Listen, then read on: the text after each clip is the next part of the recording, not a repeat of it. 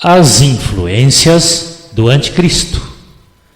Dando uma olhada nas redes sociais, descobri que o STF promete tirar todos os símbolos de Jesus Cristo dos órgãos públicos.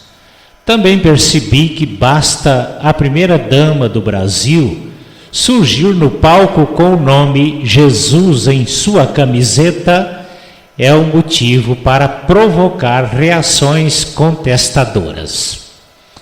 Outro fato que vem provocando pressões fortíssimas contra o presidente da República do Brasil não são simplesmente seus projetos e exercícios no seu governo. A razão básica de muitas traições de governos estaduais e outros líderes não se trata simplesmente de questões políticas, e sim de questões espirituais da guerra entre Deus e o diabo. A razão básica que vem provocando toda essa pressão contra o presidente da República é porque ele admitiu oficialmente Deus, o comandante supremo do Brasil, no seu governo.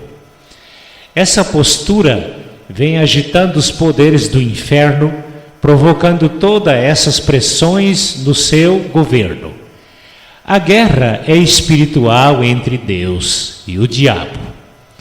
Quando Satanás conseguiu a queda de Adão e Eva, bem assim a toda a humanidade, ele criou um falso conceito de que o mundo pertence a ele e nem Deus tem direito aqui. Portanto, tudo que representa Deus neste planeta, ele persegue, tortura e mata.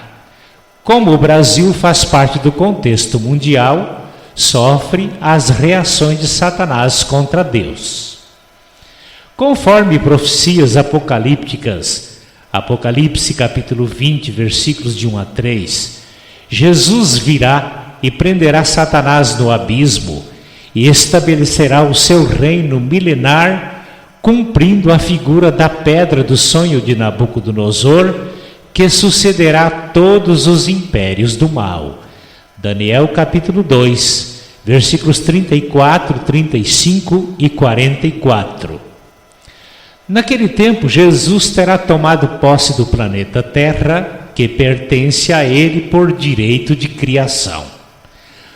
O profeta Isaías, um dos grandes escatólogos do Velho Testamento, em seu livro, no capítulo 11, versículos de 1 a 16, previu a natureza do milênio de Cristo na Terra.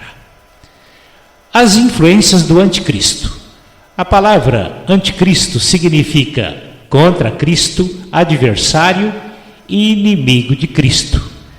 Li nas redes sociais de um rabino judeu dizendo que milhões de judeus já estão proclamando a vinda do Messias, isto é, o aparecimento do anticristo. O apóstolo João, na primeira carta, capítulo 2, versículos 18 a 29, fala das influências do anticristo em seu tempo. A primeira carta escrita pelo apóstolo João foi escrita entre os anos 85 a 95 do primeiro século da era cristã. E ele já mencionava os falsos cristãos como agentes do anticristo. Título usurpado. Assim como líderes políticos hoje no Brasil foram eleitos sob a influência do presidente e depois o traíram escandalosamente, os falsos cristos, mesmo sendo servos de Satanás, vêm em nome de Cristo para enganar, assim como está predito sobre o falso Messias, o qual surgirá com o nome de Cristo para enganar os judeus e outros. Com isso, afirmamos que Satanás e seus adeptos odeiam a Cristo, porém usam o nome de Cristo para enganar e levar inúmeras vidas com eles para o inferno. Durante todo o tempo da Igreja de Cristo, muitos falsos profetas e falsos cristos têm revelado as influências do anticristo Porém, nesses últimos dias, os destaques do anticristo têm sido mais acentuados com as características da nova ordem mundial, alterando os padrões estabelecidos por Deus para a raça humana, tais como ideologia de gênero, casamento gay, a lei do aborto e outros, como invasões de propriedades alheias e outras. Pelas previsões bíblicas, até a vinda de Cristo para as nações, o mundo passará pelo governo do anticristo sob a coordenação de Satanás, proporcionando ao mundo um tempo de angústia inédita, chamado a Grande Tribulação. Daniel capítulo 12, versículo 1. Quando acontecerá o arrebatamento da igreja? Jesus, na sua previsão, foi claro ao dizer que a nós será permitido saber pelos sinais o tempo, o ano, o mês e a semana. Só não definiu o dia e a hora.